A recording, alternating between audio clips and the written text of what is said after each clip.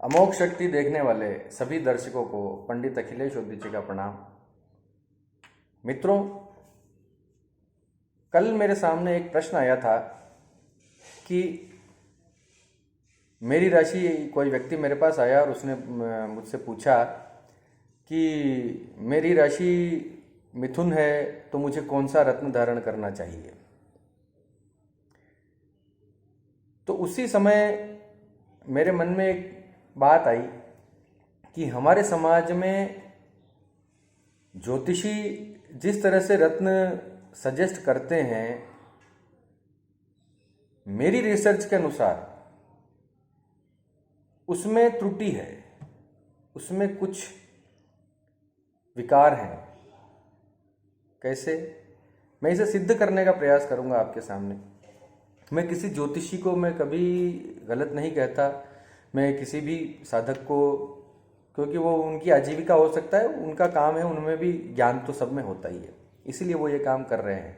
मैं किसी को गलत नहीं ठहरा रहा हूँ, मैं सिर्फ अपनी रिसर्च के अनुसार एक वैज्ञानिक पक्ष आपके सामने रखना चाहता हूँ। सुनिएगा ध्यान से। हमारी कुंडली में 12 घर होते हैं, 12 भवन होते हैं और 9 ग्रह होते हैं। 9 ग्रहों में जो सूर्य, चंद्र, मंगल, बुध, गुरु, शुक्र, शनि, राहु, केतु, ये 9 ग्रह हैं और 12 भाव हैं। रत्न धारण करने के लिए, रत्न देखिए काम करते हैं। कई लोग मुझसे आके पूछते हैं कि रत्नों का असर होता भी है या नहीं। इसका भी मैं किसी वीडियो में आपको रत्न का वैज्ञानिक पक्ष बताऊंगा कि किस तरह से काम करते हैं। हमारे शास्त्रों में कहा गया है कि मंत्र, मणि, महौषधि, मंत्र से, मणि से और महौषधि से यानी औषधि से मनुष्य की समस्याओं का निवारण हो सकता है। मणि यानी रत्न। तो आपको कौन सा रत्न धारण करना चाहिए? जैसा उन्होंने कहा कि उनकी मिथुन राशि है और मुझे उन्हें पन्ना सजेस्ट कर देना चाहिए था या नहीं, तो मैंने उन्हें नहीं कहा। उसका कारण मैंने ये बताया। सुनिएगा ध्यान से। आप में से कुछ लोग ज्योतिष के जानकार भी होंगे या इसके बारे में रुचि रखते होंगे, कुछ जानकारी आपको जरूर होगी। देखिए, रत्न क्या होता है आप समझिएगा। रत्न हम क्यों धारण करते हैं?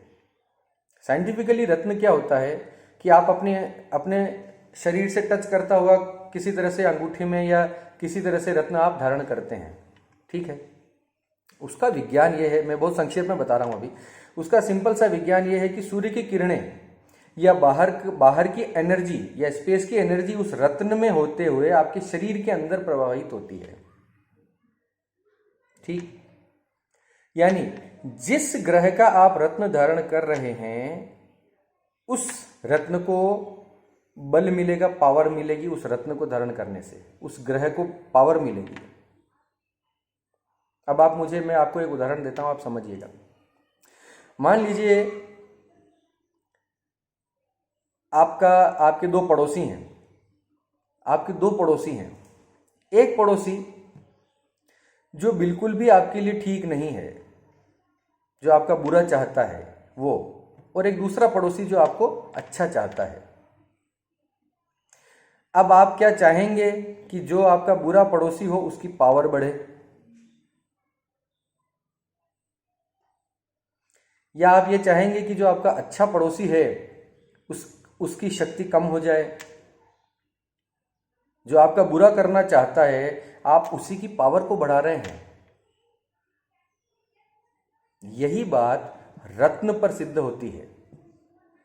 हो सकता है कई लोग मेरी बात से सहमत हो ना हो, लेकिन जो मेरी रिसर्च है, जो मैंने प्रैक्टिकली लोगों पे देखा है रत्न सजेस्ट करके, या जो मैंने सजेस्ट नहीं किए थे फिर भी उन्होंने रत्न धारण कर रखे थे, फिर भी उनको कोई लाभ नहीं हो रहा था, उसका एक कारण मैं समझाने की कोशिश कर रहा हूं सिर्फ, कि जो ग्रह आपकी कुंडली में किस स्थिति में बैठा है, आपके लिए वो शुभ है या अशुभ है, उसके अनुसार आपको मेरी राय से सिर्फ शुभ ग्रहों के ही रत्न आपको धारण करने चाहिए।